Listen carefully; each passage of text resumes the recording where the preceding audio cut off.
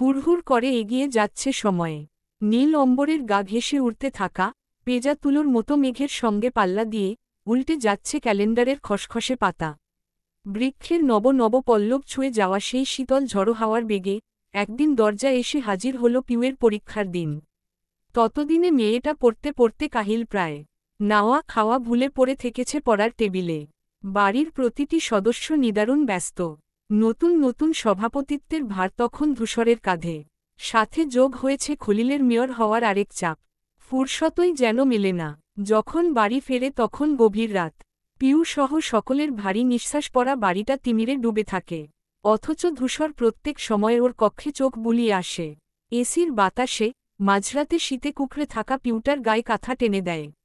গহীন চুমু একে দেয় কপালের চুল সরিয়ে। প্রথম পরীক্ষায় পিউয়ের অবস্থা করুণ। টেনশনে তার হাত পা তারা চিহ্ন পছে। এতটা চিন্তা ওর কখনো হয়নি। জীবনের সব পরীক্ষায় হেলেদুলে হাজির হওয়া মেয়ের নার্ভাসনেসে পেট মোচড়াচ্ছে আজ। মাথার সবকটা কোষ লাফাচ্ছে। সবার মধ্যে বুক ফুলিয়ে বলা ধূসর ভাইয়ের কথাগুলো রাখতে পারবে কি না। এই তারা চিহ্ন তঙ্কে তার সমস্ত পৃথিবী বিষণ্ণ। সবাইকে সালাম করে সে বাড়ি ছাড়ল। যেহেতু আজ প্রথম দিন, সঙ্গে পুষ্পর যাওয়ার কথা। ঢাকা ক্যান্টনমেন্ট কলেজে হলো পড়েছে ওদের। ওটা বাড়ি থেকে বেশ অনেকটা দূরের পথ। কিন্তু তাদের গাড়িটা বাড়ি থেকে কিছু দূর এগিয়েই থেমে যায়। পিউ সিটে বসে পড়ছিল। গাড়ি থামতেই তাকালো। দেখা গেল ইকবালের গাড়ি ওদের মুখোমুখি দাঁড়িয়ে। পুষ্প ওর মাথায় হাত বুলিয়ে বলল, ভালো করে পরীক্ষা দিস কেমন? একক উদ্ধৃতি চিহ্ন। পিউ আগা মাথা না বুঝে বলল, কেন, তুই কোথাও যাবি? ইকবালের সাথে বের হব। একক উদ্ধৃতি চিহ্ন। আমার সাথে হলে যাবি না? ধূসর ভাই যাবেন। একক উদ্ধৃতি চিহ্ন। পিউ অবাক হয়ে বলল, উনি কি করে যাবেন? সে তো ব্যস্ত। পুষ্প মুচকি হেসে বলল, তোর কাছে ওনার সব ব্যস্ততা তুচ্ছ। আসি। পুষ্প সেকেন্ডে নেমে গেল। পিউ চোখের পাতা পিটপিট করল বসে বসে। ধূসর ভাই কিভাবে যাবেন? কই সে? ওই সময় ওপাশের গাড়ির জানলা থেকে ইকবালের মাথাটা বেরিয়ে আসতে দেখা যায়। সে হাত নেড়ে বলল, এই Piu Piu, all the best. Piu ঠোঁটে হাসি ফুটিয়ে বলল, থ্যাংক ইউ। ইকবালের গাড়ি সাবেগে পাশ কাটিয়ে প্রস্থান নিল। পিউ নিঃশ্বাস ফেলতে না ফেলতেই ধূসরের বাইক এসে দাঁড়াল তার জানলার কাছে। বলল, নেমে আয়। পিউ চোখ গোল গোল করে তাকাল। উনি সত্যিই যাবেন? এটা তো ওর কাছে চাঁদ আকাশ ছেড়ে হাতে নেমে আসার মতন। পিউ তড়িঘড়ি করে ফাইলপত্র গুছিয়ে নামল। যেন ট্রেন ছুটে যাচ্ছে ওর। বলার আগেই উঠে বসল পেছনে। তার চিন্তিত চেহারার স্থলে এখন ঝকমকে হাসি। ধূসর পকেট থেকে 500 টাকার নোট নিয়ে ড্রাইভারকে দিল। বলল, এখনই বাড়িতে যেও না, আমি ফোন দিলে তারপর। তিনি ঘাড় কাত করলেন। জি আচ্ছা। বাইক চলতে চলতে পিউ জিজ্ঞেস করল, বাড়ি থেকে আমার সাথে এলেই তো পারতেন ধূসর ভাই। তখন এলে, তুই এত অবাক হতি? পিউয়ের কণ্ঠ ছলকে উঠল, আপনি কি আমাকে সারপ্রাইজ দিলেন? ধূসর আর জবাব দিল না। কিন্তু পিউ একা একা হাসল। এই সারপ্রাইজের জোরে তার মন মেজাজ নিমিষে ফুরফুরে হয়ে গিয়েছে। আপাতত পরীক্ষার চিন্তা মাথাতেই নেই। তার ধারণা, ধূসর ভাইয়ের কাছে চমক নামক বিশেষ ঝুলি আছে। হঠাৎ হঠাৎ অপ্রত্যাশিত কিছু করে চমকে দেওয়ার অসাধারণ এক ক্ষমতা তার। স্বীয় দায়িত্বে পিউকে হলে নিয়ে যাওয়ার দিনটি কেবল ওই দিন সীমাবদ্ধ রাখল ধূসর। ইচ্ছে রইলেও ব্যস্ততায় উপায় ছিল না যে। পার্টি অফিস দুদিকেই সমান চাপ। দৌড়াদৌড়ি করতে গিয়ে হিমশিমে অবস্থা ওর। কিন্তু এ নিয়ে ছোট্ট পিউয়ের অভিযোগ নেই। মানুষটা প্রথম দিন তার জন্য সময় বের করেছে এই তো ঢের। এর মধ্যে পুষ্প গুরুতর অসুস্থ হয়ে পড়ল। মার্কেট যাওয়ার পথে বমি করে ভাসাল গোটা গাড়ি। বেশ কদিন ধরেই হচ্ছে এমন। মাঝ রাস্তায় গাড়ির চাকা ঘুরে গেল, ফের ছুটে এলো বাড়ির আঙিনায়। দারোয়ান দৌড়ে গিয়ে বিপ তারা চিহ্ন এস্ত পুষ্পর খবর ঘোষণা করে এলেন। সেদিন সরকারি ছুটি। ধূসর ব্যতীত সকলে বাড়িতে। সংবাদ পেয়ে গেটের কাছে ছুটে এলো তারা। পুষ্পকে ধরে ধরে নামানো হলো। তার মাথা ঘুরছে, চোখের পাতা নির্জীব। পুষ্প মৃদু শব্দে গোতারা চিহ্ন নাচছে। ঘরে নিয়ে আসার মধ্যে আরেক দফা বমি করা শেষ। চিন্তায় সবার মুখমণ্ডল ফ্যাকাশে। অথচ এর মধ্যেই মিনা বেগম একটু পরপর ধমতারা চিহ্ন কাচ্ছেন মেয়েকে। সারাদিন আজেবাজে খায় বলে ফুড পয়জনিং হয়েছে ওনার ধারণা। আমজাদ ফোন কানে নিয়ে পায়চারি করছেন। পারিবারিক doctor, Rahmat Ali call receive করছে না দেখে রাগে গোজগোজ করছেন তিনি। আফতাব চিন্তিত গলায় প্রস্তাব ছুড়লেন, ওকে হাসপাতালে নিয়ে যাই ভাইজান। পুষ্প দুপাশে রকেট বেগে মাথা নাড়ল। অসুস্থ গলায় বলল, না না, হাসপাতালে নেওয়ার মতো কিছু হয়নি আমার। মিনা ধমক দিলেন, হ্যাঁ ডাক্তার সাহেবা এলেন। এত অসুস্থ আর ওনার কিছু হয়নি। আমার সত্যিই তেমন কিছু হয়নি আম্মু। জবা মাথার কাছে বসেছিলেন ওর। বললেন, এমন করিস না মা, হঠাৎ এত অসুস্থ হলি, কি হয়েছে জানতে হবে না? একক উদ্ধৃতি চিহ্ন। পুষ্প উদ্বেগ নিয়ে বলল, আরে আমি তো জানি আমার কি হয়েছে, আর দেখার দরকার নেই।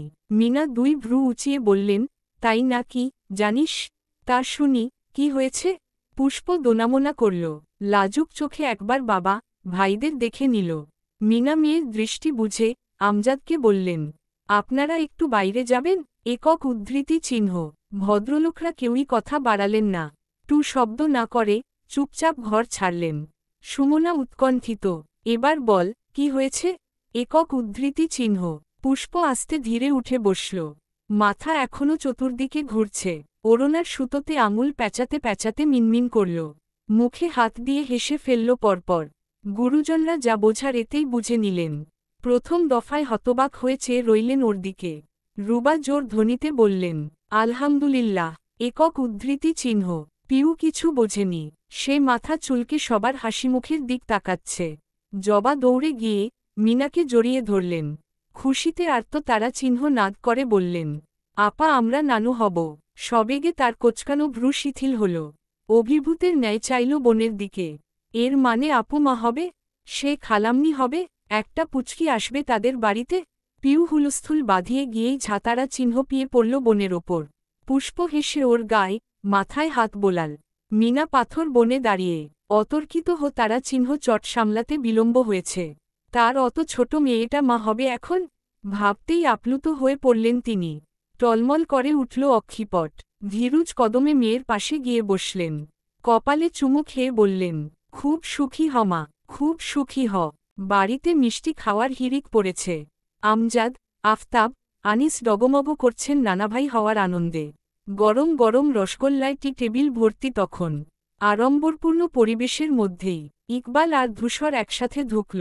ইকবাল সপ্তাহে 2 দিন এখানে আসে, শুক্র ও শনি। বাকি 5 দিন নিজের গৃহে। মন অবশ্য আকুপাকু করে। 24 ঘণ্টাই মাইলাভের নিকট থাকতে চায় ওটা। কিন্তু এটা যে শ্বশুর বাড়ি, একটা লজ্জা শর্মের ব্যাপার আছে না? ওরা যখন ঢুকল তখন সবাই বসার ঘরেই। বিশাল বিশাল সোফা জুড়ে বসে এক একজন। আজকের পরিবেশ একটু বেশিই স্বতঃস্ফূর্ত। ধূসর গিয়ে আনিসের পাশে বসল। ক্লান্ত কণ্ঠে মাকে বলল, পানি দাও। ইকবাল চোখ দিয়ে পুষ্পকে খুঁজল। মেয়েটা এখানে নেই কেন? সেও বসতে যাবে এর মধ্যেই সাদিফ সামনে দাঁড়িয়ে বলল, ভাইয়া হা করুন তো। ইকবাল বুঝতে না পেরে বলতে গেল, হা করব কেন? অথচ হা অবধি মুখ খোলার আগেই সাদিফ জোরেসোরে একটা মিষ্টি ঠুসে দিল মুখে। বাহু ধরে প্রমোদ কণ্ঠে বলল, কংগ্রাচুলেশনস। ইকবাল ভড়কেছিল। এখন মিষ্টি চিবোতে চিবোতে প্রশ্ন করল, কিসের জন্য? সাদিফ চাপা কণ্ঠে বলল, এই যে ছক্কা মারলেন বলে। বছর না হতেই বাবা হয়ে যাচ্ছেন। উদ্ধৃতি চিহ্ন। সে বেখাইলে বলল, ও আচ্ছা। পরপর তাজ্জব বনে তাকাতেই সাদিফ হেসে ফেলল। দুষ্টুমি করে বলল, জি আচ্ছা। ইকবাল বিকট নেত্রে ধূসরের দিক ফিরল। সেও বিস্মিত। মস্তিষ্কের প্রতিটি নিউরন বেজে উঠল ওর। বাবা হওয়ার স্লোগান গোলমাল বাঁধিয়ে ফেলল। বাকি সবাইকে পেছনে ফেলে ত্রস্ত পায়ে ছুট লাগাল ঘরের দিকে। বসার ঘরে হাসির রোল পড়ল অমনি। আমজাদের হাসি হাসি চেহারাটা হঠাৎ এক চিন্তায় নিভে এলো। দীর্ঘশ্বাস ফেললেন তিনি। মেয়েটা মা হচ্ছে যখন, 2 বছর নিজের কাছে রাখতে চাওয়ার ইচ্ছেটা তো আর পূরণ হবে না। Underscore underscore underscore underscore underscore underscore. Piu বিস্তর গল্প নিয়ে বসেছে। ওর মুখোমুখি পুষ্প বিছানায় আধশোয়া। দুজনের মধ্যে ঝুড়িভর্তি কালো আঙুর।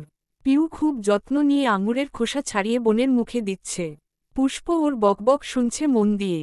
একটুও বিরক্তি নেই সেখানে। সে সময় ইকবাল কামরায় ঢুকল। আওয়াজ পেয়ে দুবোন একযোগে চাইল। পিউ ওকে দেখতেই উঠে দাঁড়াল। তার আর এখানে কাজ নেই।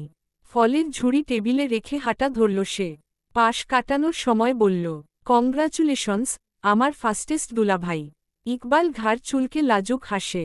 পিউ বেরিয়ে গেল। যাওয়ার সময় নিজ উদ্যোগেই দরজা টেনে দিল কক্ষের। ইকবাল সেদিকে থেকে দৃষ্টি এনে স্ত্রীর দিক চায়। কিছুক্ষণ চেয়েই থাকে নির্নিমেষ। খুঁজে বেড়ায় প্রিয়তমার সুপ্ত সৌন্দর্য। অমন দৃষ্টি দেখেই পুষ্প কুণ্ঠায় নুয়ে গেল। চট করে গায়ের কাঁথাটা উঁচিয়ে মুখ ঢেলে ফেলল ও। ইকবাল শান্ত পায়ে এগিয়ে আসে।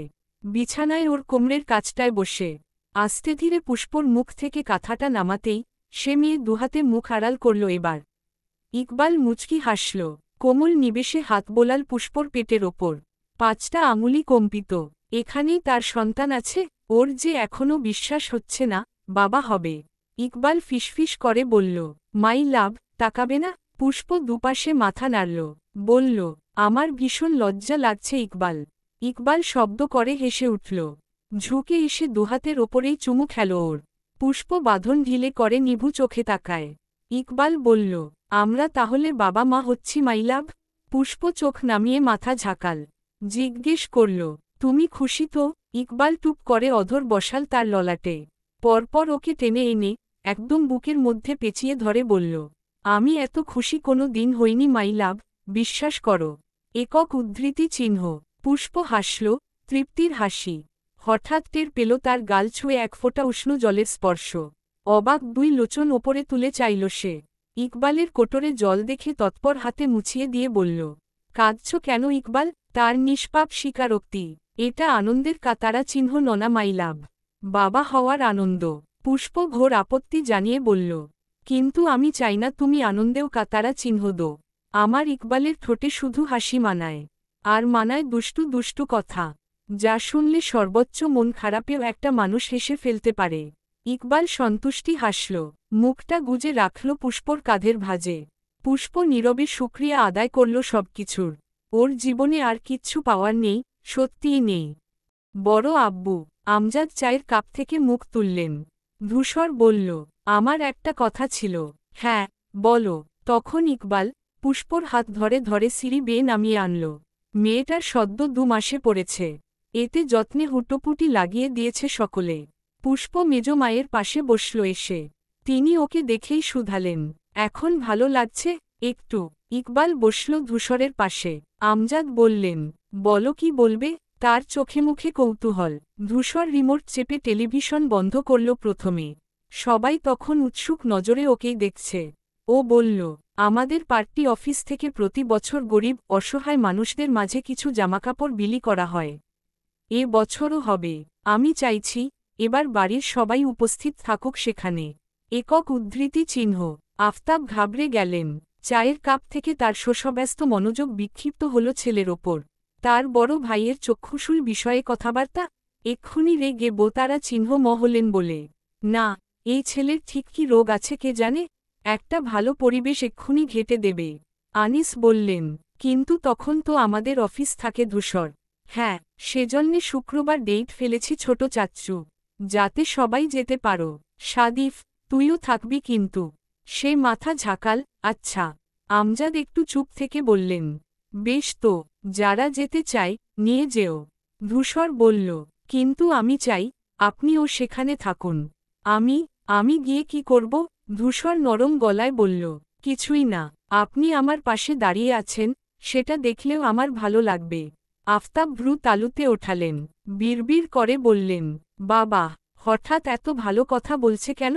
আমজাদের কোমল মনে কথাটুকু প্রবেশ করল। বলতে গেলেন, তাই বলে আমি। ধূসর টেনে নিল কথা। আমি রাজনীতিতে যুক্ত হওয়ার পর আপনার কাছে কেন, আমার বাবার কাছেও কোনো বিষয় নিয়ে দ্বারস্থ হইনি বড় আব্বু। কিছু নিয়ে অনুরোধ তো দূরের কথা। আজ বলছি, আপনি, চাচ্চুরা, এমনকি বাড়ির সবাই ওখানে থাকুন আমি চাই। এটা আমার অনুরোধ। মিনা ভতারা চিহ্ন এ স্বামীর দিক চেয়ে। বাকিরাও তাই। প্রত্যেকের তটস্থ চোখ মুখ ওনাকে দেখছে। কি প্রতিক্রিয়া দেবেন এখন, কে জানে। আমজাদ ফোঁস করে শ্বাস ছাড়লেন। সোজাসাপটা বললেন, আমার রাজনীতি পছন্দ না, জানোই তো। তবে একটা ভালো কাজে সামিল হওয়া খারাপ কিছু নয়। আবার তুমিও এত করে বলছো যখন, শুধুমাত্র সেজন্যেই যেতে রাজি হচ্ছি। আফতাব ধরে রাখা নিঃশ্বাসটা কেবল ছাড়লেন। তবে বিস্মিত হয়েছেন ভাইয়ের কথায়। আগে হলে তো বজ্রকণ্ঠে মানা করে দিতেন। হঠাৎ যে এদের কি হল? ধূসরের ঠোঁটে হাসি ফুটল, প্রসন্ন হয়ে বলল, থ্যাংক ইউ বড় আব্বু। ইকবাল একা একা মাথা দোলাল। সেই নিশ্চিত ছিল, হিটলার শ্বশুর মানবে না। এত সহজে মেনে নেওয়ায় ধূসরকে বাহবা দিল মনে মনে। একই সঙ্গে হাঁপ ছেড়ে বাঁচলেন সকলে। এই পরিবারে সহজে কারো মধ্যে বিবাদ হয় না। সহজে কি, হই না বলতে গেলে। একমাত্র ঠোকাঠুকি লেগে যায় ধূসর আর আমজাদের ভেতর। দুজনেই যে গরম মাথার মানুষ। তাই এদের প্রসঙ্গ এলেই সকলে সিটিয়ে থাকেন আত্মারা চিহ্ন অঙ্কে। এই বুঝি কিছু হল, তর্ক বিধল, ঝগড়া লাগল। তাই আজ প্রথমবার একটা বিষয় সাদামাটা ভাবে মিটে যাওয়ায় নিশ্চিন্ত হলেন তারা। ওই আলাপ মোটামুটি স্থিত হতেই আমজাদ ইকবালকে ডাকলেন, গম্ভীর তার কণ্ঠ। ইকবাল। ইকবাল অন্য ধ্যানে ছিল। ডাক শুনে নড়েচড়ে বলল, জি। তোমার বাবা মাকে বলো, আগামীকাল দেখা করতে যাব আমি। মিনা শুধালেন, হঠাৎ? একক উদ্ধৃতি চিহ্ন। আমজাদ সবার দিকে একবার চোখ বুলিয়ে জানালেন, পুষ্পকে খুব দ্রুত তাদের হাতে তুলে দেব এবার। সবে সবে আনন্দিত হওয়া মুহূর্তটা নিমিষে মিলিয়ে গেল। বাড়ি ছাড়তে হবে ভেবেই মুছে গেল পুষ্পর উচ্ছ্বাস। অথচ হৃদয় সানন্দে নেচে উঠল ইকবালের। মাই লাভ এবার পার্মানেন্টলি ওর ঘরে আসছে তাহলে। পিউ এখন থেকে উড়ন্ত পাখি। নেচে কুদে বেড়ালেও কেউ কিচ্ছু বলবে না ওকে। পরীক্ষা তো শেষ। সে লাফাতে লাফাতে সিঁড়ি বেয়ে নামার সময় ধূসরের মুখোমুখি হল।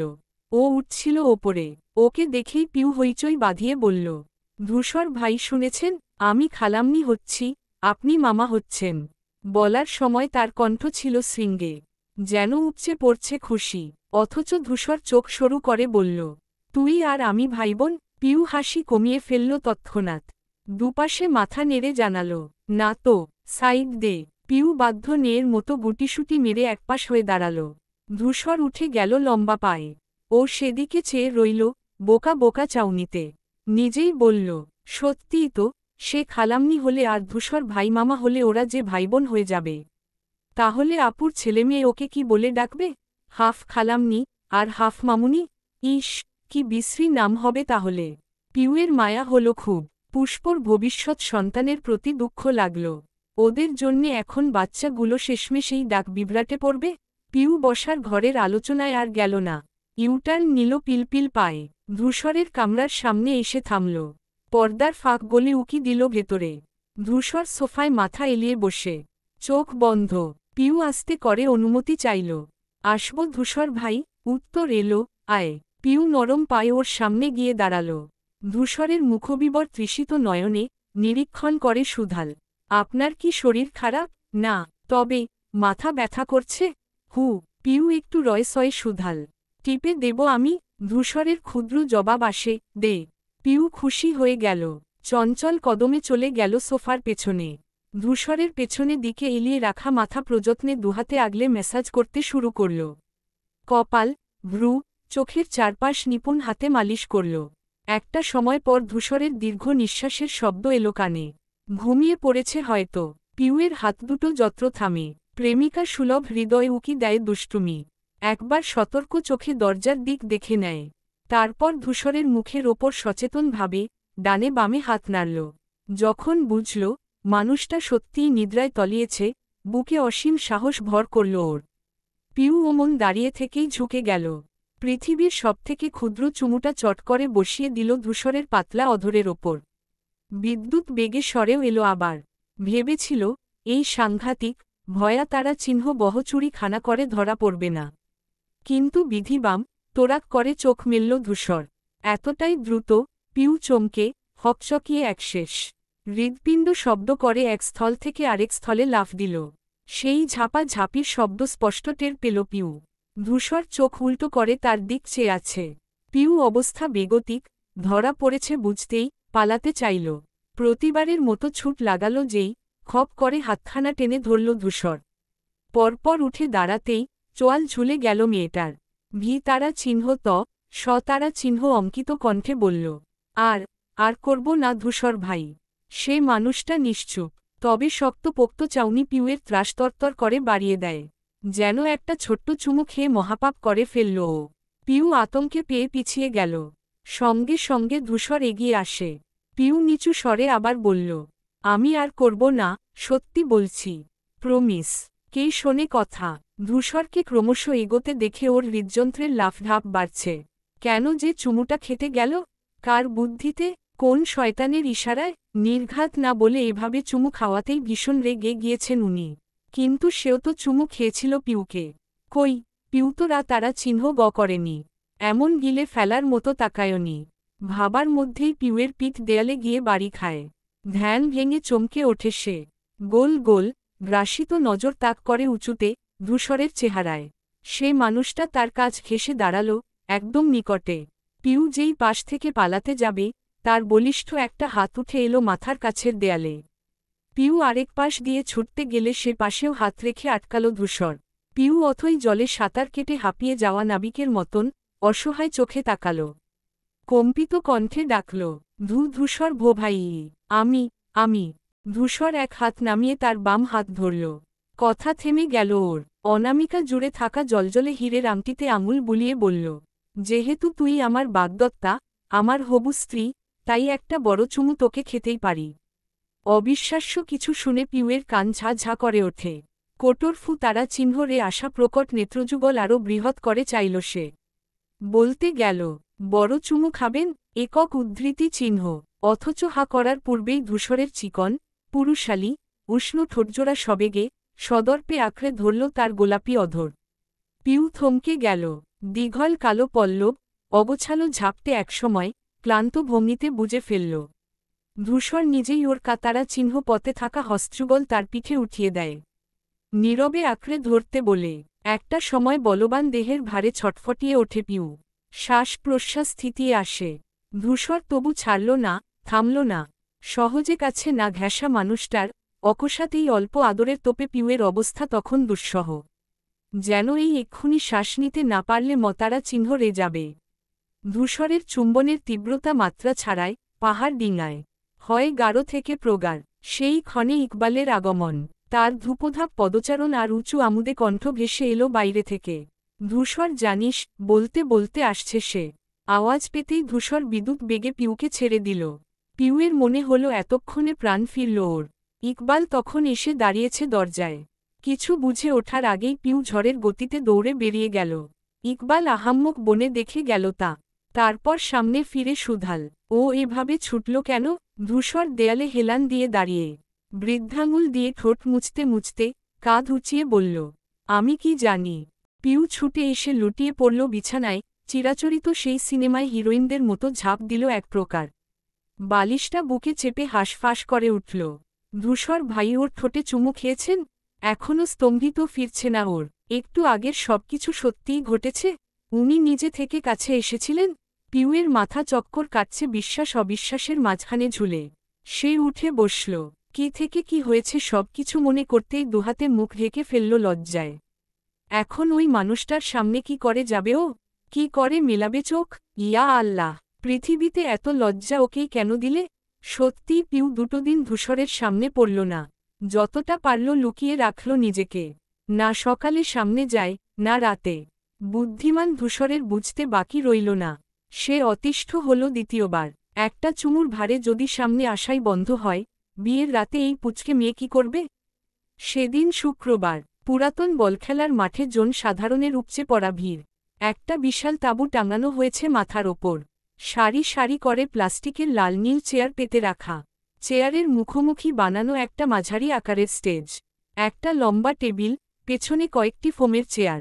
আর পাশেই মাইক্রোফোনে দাঁড়িয়ে দাঁড়িয়ে ভাষণ দেওয়ার জায়গা। এই মুহূর্তে যেখানে ভাষণ দিচ্ছেন খলিল, জনগণের প্রতি তার সকল কর্তব্যের কথা নিপুণ ভঙ্গিমায় পালনের ওয়াদা করছেন। লোকজনের ওসবে মন নেই, না আছে কান। এই চকচকে রোদের মধ্যেও তারা বিশেষ মুহূর্তের অপেক্ষায়। ইকবাল গিয়ে ধূসরের পাশের চেয়ারে বসল। জিজ্ঞেস করল, কি রে ব্যাটা, ভাষণ দিবি না? না। কেন? এই তুই না সভাপতি? একক উদ্ধৃতি চিহ্ন। তো একবার সবার চেহারা দেখ, কি বিরক্ত এরা। পারলে খলিল ভাইকে টেনে হিচড়ে নামিয়ে ফেলত। যেখানে এসেছে জামাকাপড় আর খাবার নিতে, এসব অহেতুক বকবক শুনবেই বা কেন? একক উদ্ধৃতি চিহ্ন। ইকবাল মাথা ঝাঁকাল, তাও ঠিক। ওদের কথার মধ্যেই একটা রিকশা এসে ভিড়ল। ভাড়া চুকিয়ে নামল মারিয়া। মাকে সাবধানে ধরে নামাল। ওদের দেখেই ইকবাল বলল, মারিয়া না। ধূসর উঠে বলল, আয়। পেছনে চলল ইকবাল। রোজিনাকে দেখেই দুজন সালাম দিল। তিনি শুভ্র হাসলেন, শুধালেন, ভালো আছো তোমরা? জি আন্টি। আসতে অসুবিধে হয়নি তো? না না। ইকবাল রাস্তা দেখালো, আসুন। মারিয়া আর রোজিনা থমকাল যখন স্টেজের টেবিলের ওপর রওনাকের ফিল্মবন্দি ছবিটা দেখতে পায়। মেয়েটা বিস্ময় হা করে চাইল ওদের দিক। ধূসর বলল, রওনাক আমাদের বন্ধু ছিল। একটা ভালো কাজে ওকে না রাখলে চলে? একক উদ্ধৃতি চিহ্ন। মারিয়ার চোখ টলটলে হল নিমিষে। সেই নিজেকে সামলালেও রোজিনাকে তারা চিহ্ন দিয়ে ফেললেন। ইকবাল এসে আঁকড়ে ধরল ওনাকে। সান্ত্বনা দিল, আন্টি প্লিজ কাঁদবেন না। আপনার এক ছেলে নেই তো কি? আমরা আছি না। সেই সময় শিকদার বাড়ির পরিচিত গাড়িগুলো দেখা যায়। একে একে তিনটে গাড়ি এসে থামল গেটে। ততক্ষণে খলিল বক্তব্য শেষ করেছেন। একটা লম্বা বিশাল বক্তৃতা রীতি টেনেছেন সংক্ষিপ্ত ভূষণের মাধ্যমে। সোহাল মাইক্রোফোনের সামনে আসে।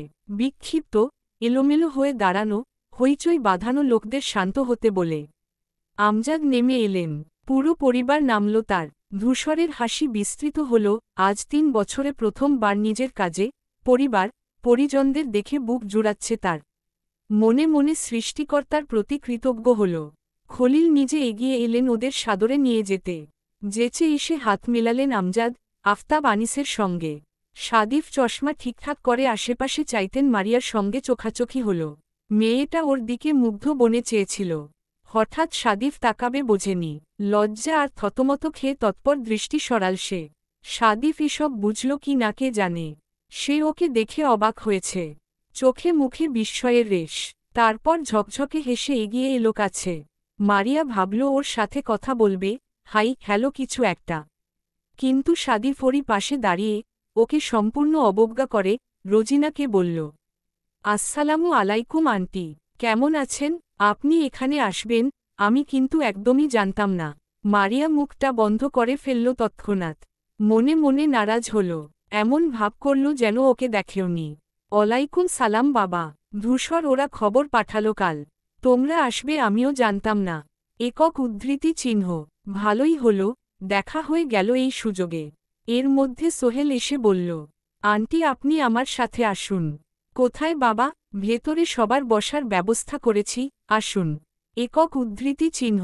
রোজিনা মাথা দোলালেন, হাঁটাও ধরলেন সোহেলের পেছনে। মারিয়া দ্বিধাদ্বন্দ্বে ভূগোল। সাদিফ তো কথা বলছে না। সে কি দাঁড়িয়ে থাকবে? যেই মাকে অনুসরণ করতে গেল সাদিফ অমনি একলাফে পত্রোধ করে দাঁড়াল। ভ্রু উঁচিয়ে বলল, আপনি কোথায় যাচ্ছেন? মা কি? একক উদ্ধৃতি চিহ্ন। একা তো? তাতে কি? আপনার মায়ের সাথে আমার মায়েদের আলাপ হলে দেখবেন আপনাকে আর চিনবেই না। আমার 4 মা এমন জাদু জানে না। হা হা। একক উদ্ধৃতি চিহ্ন। সাদিফ হাসল, গর্বের হাসি। মারিয়া চুপটি করে দাঁড়িয়ে রইল। হঠাৎ গলায় উদ্বেগ ঢেলে বলল সাদিফ, এই আপনি জানেন আমি মামা হচ্ছি। বলার সময় ওর সাদাটে চেহারা আরেকটু ঝলকাতে দেখা যায়। মারিয়া আন্দাজ করে বলল, কে? পুষ্প। ইয়াপ। মারিয়া উচ্ছল কণ্ঠে বলল, সত্যি? সেই সাথে চোখে চোখে পুষ্প আর ইকবালকে খুঁজল সে। একটা শুভকামনা তো জানাতে হবে। সাদিফ নেত্রযুগল নাচাতে নাচাতে বলল, ইকবাল ভাই কি ফাস্ট দেখেছেন? বউ বাপের বাড়ি না রাখার কি অনবদ্য ফন্দি। এমন মানুষের জন্যেই রাজনীতি পারফেক্ট। একক উদ্ধৃতি চিহ্ন। মারিয়া অপ্রতিভ ভঙ্গিতে মাথা দোলাল। সহমত পোষণ করলেও কোথাও গিয়ে লজ্জা লাগছে ওর।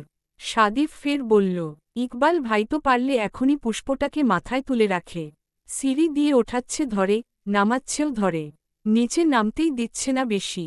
খাবার খেতে গেলে মরিচটাও বেছে দিচ্ছে। আমার বোন কিন্তু দারুণ লাকি ম্যালেরিয়া। হা হা হা। একক উদ্ধৃতি চিহ্ন। সাদিফ আবার হাসল। ফুলের মতো পবিত্র দেখালো তার মুখবিবর। যেন জটিলতা, কুটিলতা জানেই না। মারিয়া বিমুগ্ধ নেত্রে অনিমেষ চেয়ে রইল ওর দিকে। সাদিফ আচমকা হাসি কমিয়ে শান্ত স্বরে বলল, অবাক লাগছে তাই না? সদ্য ছ্যাঁকা খাওয়া ছেলের মুখে এত হাসি দেখে? মারিয়ার মুখভঙ্গি বদলে গেল। ত্রস্ত বলতে নিল, না না, আমি তো। সাদিফ মধ্যখানে কথা কেড়ে নেয়। ভেজা স্বরে বলে, আসলে আমি ভালো থাকতে চাইছি ম্যালেরিয়া। হৃদয় থেকে মুছে ফেলতে চাইছি পিউকে। ও ধূসর ভাইয়ের বউ হবে, ওকে নিয়ে আদৌ কিছু ভাবলেও আমার অস্বস্তি হচ্ছে। তাই হেসে হেসে নিজের অভিপ্রায় লুকিয়ে চেষ্টা করছি আনন্দে থাকার। কি পারব না? মারিয়া বলল। কেন পারবেন না? ভালো মানুষরা খারাপ থাকতেই পারে না। আমি ভালো? একক উদ্ধৃতি চিহ্ন। অবশ্যই একক উদ্ধৃতি চিহ্ন। সাদিফ সন্দিহান কণ্ঠে বলল। কিন্তু কে যেন একদিন বলেছিল আমার মতো অসতারা চিহ্ন খারাপ ছেলে দুটো দেখেনি। মারিয়া নাক ফোলাল। আপনি এখনও পুরনো কথা নিয়ে পড়ে আছেন? সাদিফ হেসে উঠল। প্রস্তাব রাখল। চলুন চা খেয়ে আসি এখন। আরে আসুন তো। নিজেই হাত ধরে টেনে চলল সাদিফ। মারিয়া পা মেলাতে মেলাতে মৃদু হাসল। ওর মুঠোয় থাকা স্বীয় হাতের দিক চেয়ে ভাবল, যদি এইভাবে আমাকে সাথে নিয়ে চলার পথটা দীর্ঘ করতেন, খুব কি মন্দ হয় সাদিফ। তারা চিহ্ন তারা চিহ্ন তারা চিহ্ন তারা চিহ্ন তারা চিহ্ন তারা চিহ্ন তারা চিহ্ন। পিউ মহা মুসিবতে পড়েছে। এখানকার এক একটা দামড়া দামড়া ছেলে তাকে ভাবি বলে ডাকছে। যাকে বলে ডেকে মুখে ফেনা তুলে ফেলা। আপনি আজ্ঞে করছে। দিচ্ছে প্রচুর প্রচুর সম্মান। এই যে সে ভেতরে মা চাচিদের মধ্যে না গিয়ে বাইরে দাঁড়িয়েছিল, কোত্থেকে এক ছেলে একটা প্লাস্টিকের চেয়ার নিয়ে ছুটে এসেছে। ধরফ্রিয়ে বলছে, ভাবি আপনি দাঁড়িয়ে আছেন কেন? এই নিন বসুন। পিউ অত্যাশ্চর্য হয়ে চেয়েছিল। ছেলেটা নিঃসন্দেহে ওকে তুলে 10-20টা আছা তারা চিহ্ন রমা তারা চিহ্ন রতে পারবে। এমন হাট্টাগাট্টা ছেলে আপনি করে বলছে, এত ইজ্জত দেয় ছোট্ট মেয়েটা অস্বস্তিতে গাট। কি হলো ভাবি, বসুন। পিউ দোনামোনা করে চেয়ারে বসল। আফতাব, আনিস পাশ কাটিয়ে যাচ্ছিলেন। ছেলেটি আবার বলল, ভাবি কিছু লাগবে? কোক বা ঠান্ডা পানি? পিউ বলার আগেই আফতাব ধমকে বললেন, এই ছেলে, তুমি ওকে ভাবি ডাকছ কেন? আমাদের মেয়ের তো বিয়েই হয়নি। পিউ তারা চিহ্ন বসা থেকে দাঁড়িয়ে গেল আবার। আফতাব যে ধূসরের বাবা ছেলেটা জানে।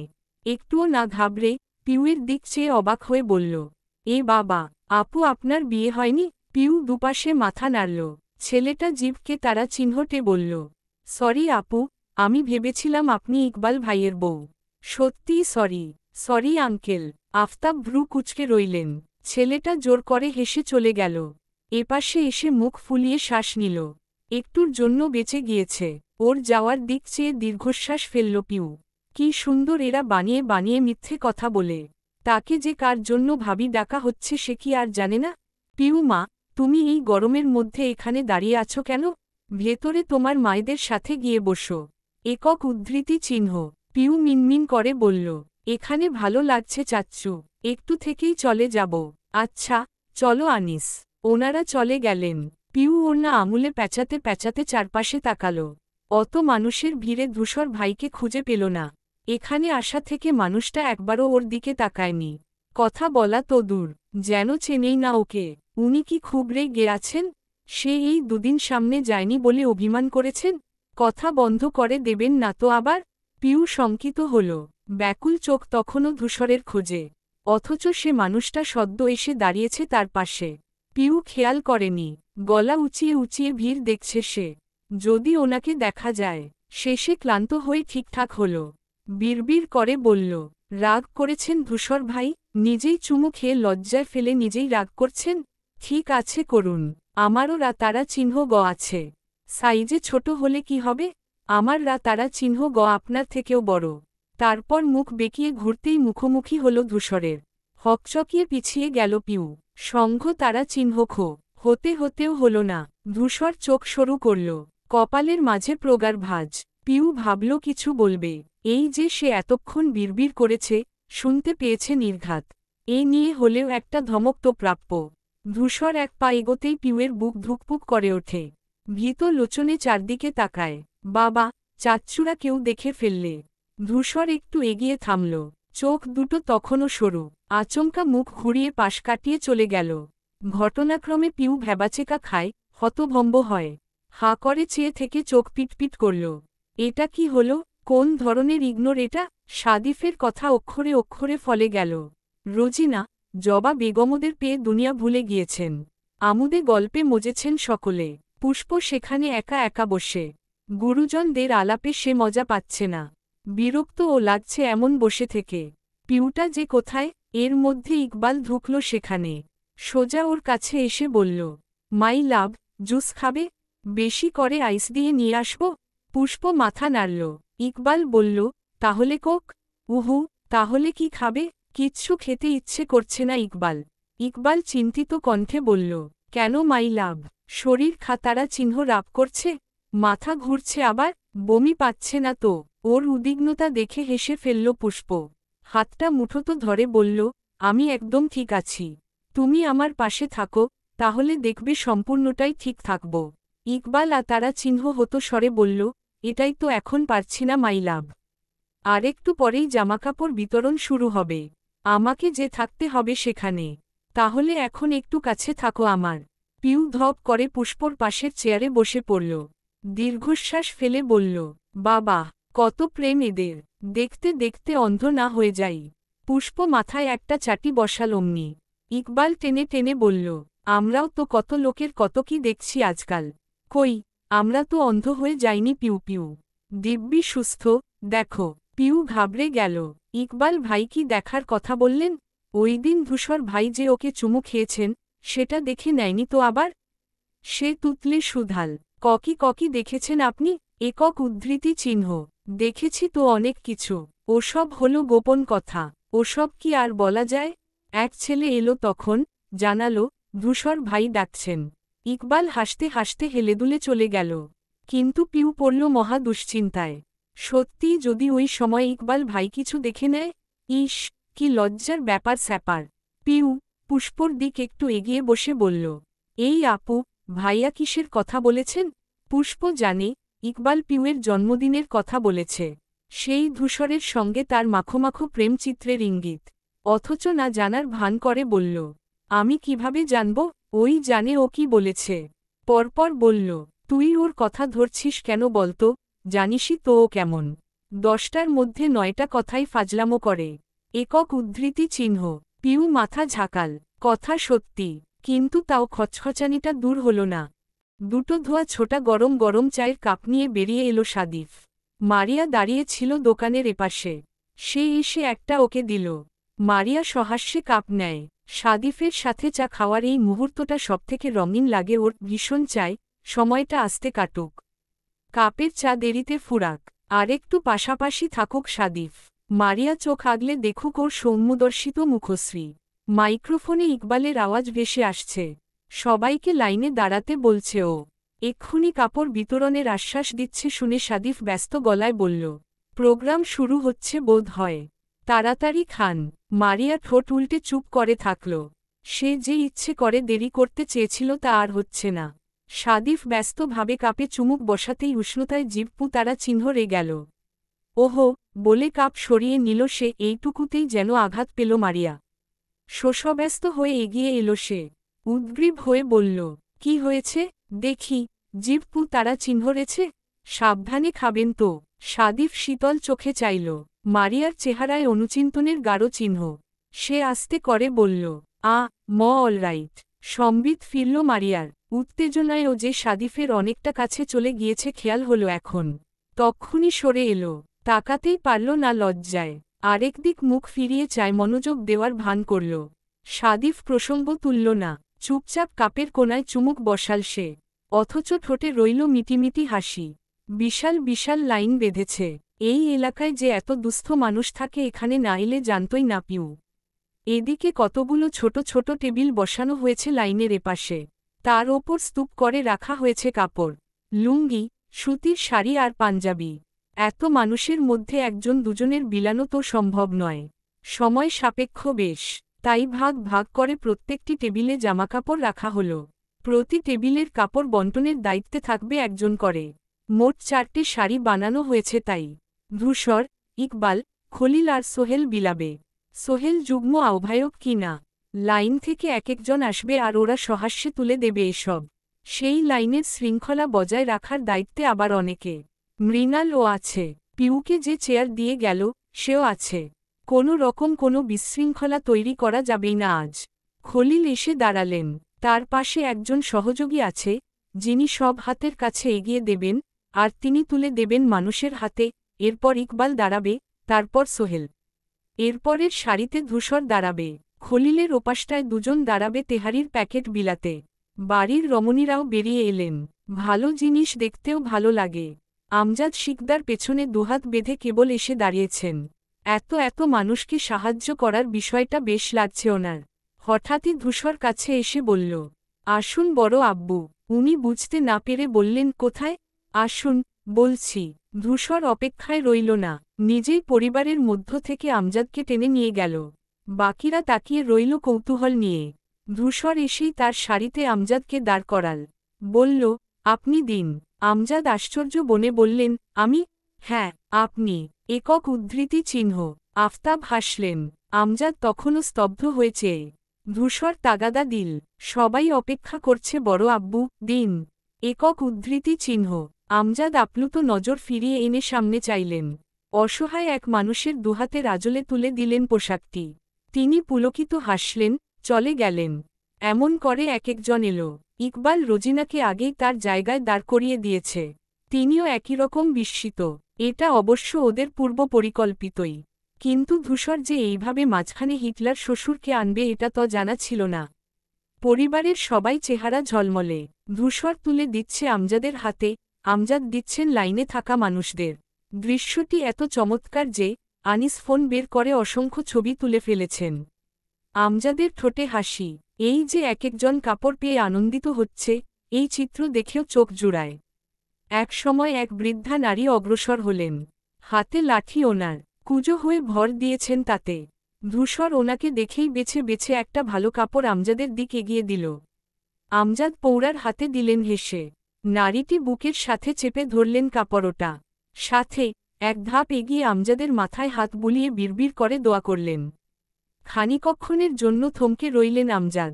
নির্নিমেষ তাকিয়ে থাকলেন ওনার প্রস্থান পথে। শিকদার বাড়ির কর্ণধার তিনি। উনিই সবার বড়, এক কথায় সবার ছায়া। অথচ ওনার ছায়া কেউ নেই। কতদিন পর কেউ একজন মাথায় হাত রাখল কে জানে। মা এখন বেঁচে থাকলে এরকম বয়সী হতো না। আমজাদের নেত্রযুগল আজকেও ছলছলে হল। তবে সামনে অপেক্ষমান লোকটিকে দেখে তৎপর ধাতস্থ হলেন। ওষ্ঠপুটে ফের হাসি এনে লেগে পড়লেন কাজে। মারিয়া ঠোঁট চেপে কাতারা চিহ্ন ননা আটকাচ্ছে। রোজিনা সবাইকে কাপড় দিচ্ছেন, পাশেই তার মৃত ভাইয়ের ছবি। সে অপলক চেয়ে দেখছে সেই দৃশ্য। তখন মুখের সামনে ধবধবে রুমাল এগিয়ে ধরল সাদিফ। মারিয়া ভেজা চোখে চাইলে বলল, আপনার চোখে জল বেমানান লাগছে ম্যালেরিয়া। প্লিজ। মারিয়া ওর দিক চেয়ে থেকে রুমাল নেয়। চোখ মুছে আলগোছে। সাদিফ বলল, আপনি ইদানিং ছিচকাদুনে হয়ে যাচ্ছেন। একক উদ্ধৃতি চিহ্ন। ছিচকাদুনে? হ্যাঁ, কথায় কথায় কাঁদলে এটাই তো বলে। মারিয়া ঠোঁট ফুলিয়ে বলল, আমার জায়গায় থাকলে বুঝতেন। আপনি আরও কাঁদতেন তখন। সাদিফের কণ্ঠস্বর পাল্টে এলো হঠাৎ। সুধাল, আর আমার জায়গায় থাকলে আপনি কি করতেন ম্যালেরিয়া? মারিয়া মুখ কালো করে ফেলল। পরপর নিচের দিক চেয়ে এক পেশে হাসল। ভাবল, আমি তো অনেক আগেই আপনার জায়গায় আছি সাদিফ। দুজনেই স্বীয় স্থানে ভালোবেসে ব্যর্থ।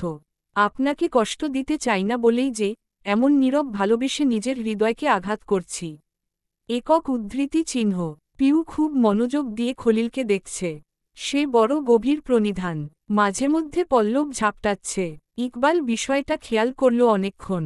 কাজ শেষে এসে পাশে দাঁড়িয়ে সুধাল, এভাবে কি দেখছো পিউ পিউ? একক উদ্ধৃতি চিহ্ন। মেয়েটা খানিক নড়ে ওঠে। ধ্যানে ভাটা পড়েছে। তারপর দুনিয়ার সব চিন্তা কণ্ঠে ঢেলে বলল, এই রোদের মধ্যে আপনাদের টাকলা মেয়রটাকে কেন বের করেছেন ভাইয়া? ওনার টাকটা যদি ফেটে যায় তখন? ইকবাল জিভকে তারা চিহ্নটে বলল, আরে আস্তে, শুনতে পাবে। পিউ ফিসফিস করে বলল, সরি। একক উদ্ধৃতি চিহ্ন। কিন্তু কথাটা ততক্ষণে খলিলের কানে পৌঁছে গিয়েছে। কে বলেছে শোনার জন্য পেছনে আর তাকালেন না। মান ইজ্জতের একটা ব্যাপার আছে না? কিন্তু নিরস মুখে হাতটা একবার তাকে বোলালেন।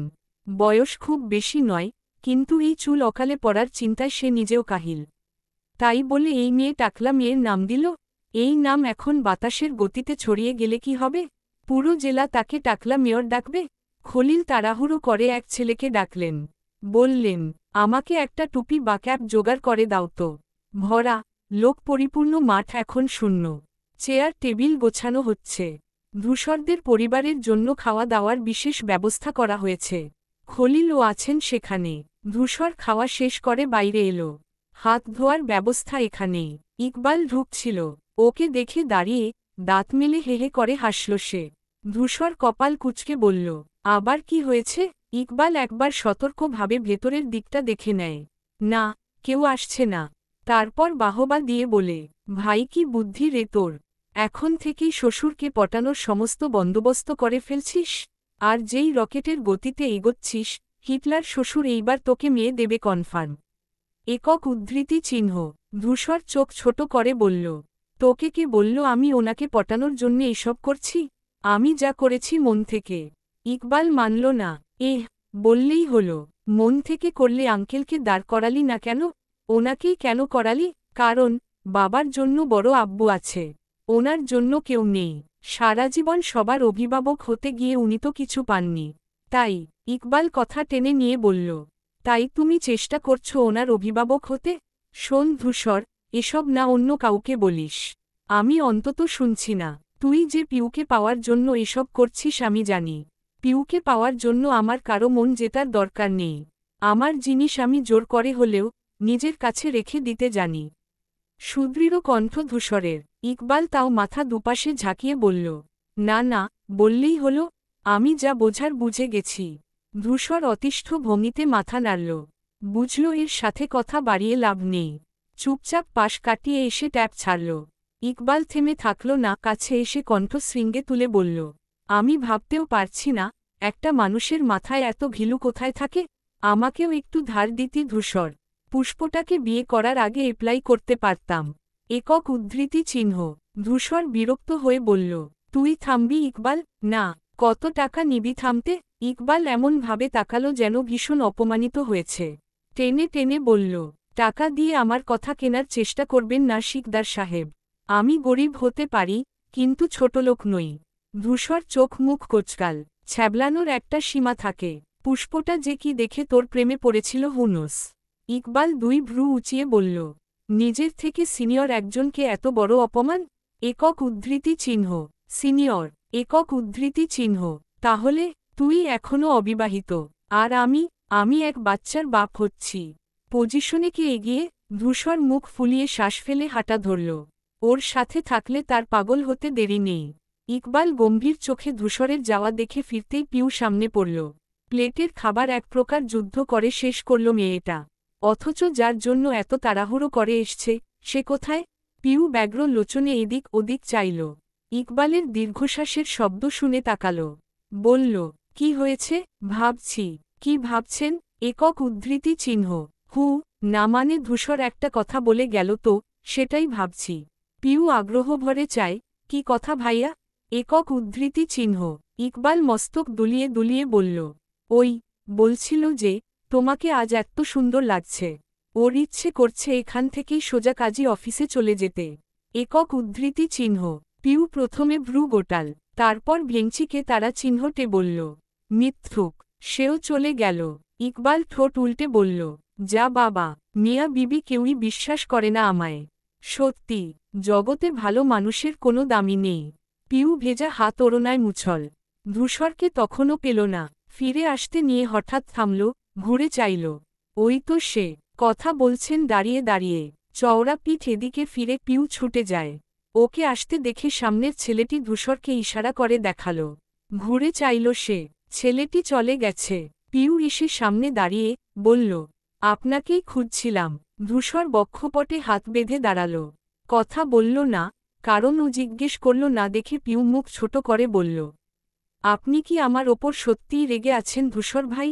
ধূসর উত্তর দিল না। পাশ কাটাতে গেলেই পিউ হাত টেনে ধরল ত্রস্ত।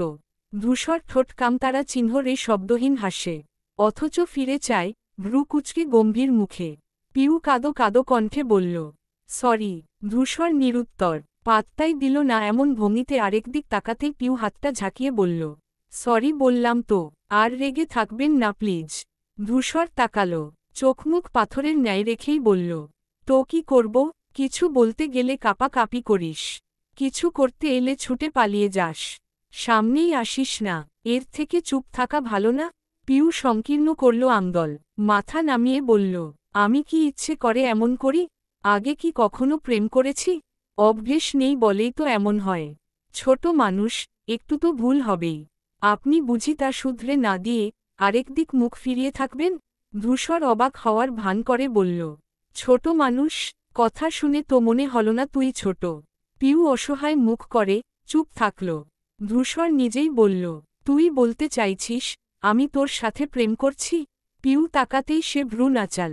মেয়েটা বোকা কণ্ঠে শুধাল, করছেন না? ধূসর এগিয়ে আসে আবার, দূরত্ব ঘোচায়। পিউ স্তম্ভের ন্যায় দাঁড়িয়ে থাকার চেষ্টা চালাল। ধূসরের লম্বা দেহটা নেমে আসে ওর চেহারার ওপর। কণ্ঠ খাদে এনে বলল, আমি তো তোকে প্রেমিকা বানাতে চাই না পিউ, ডিরেক্ট আমার বউ বানাতে চাই। একক উদ্ধৃতি চিহ্ন। পিউয়ের বুক ধক করে উঠল। লজ্জায় অস্থির ভঙ্গিতে খামতারা চিহ্ন চেয়ে ধরল দুপাশের কামিজ। ধূসর গাঢ় চাউনি বোলাল ওর মুখশ্রীতে।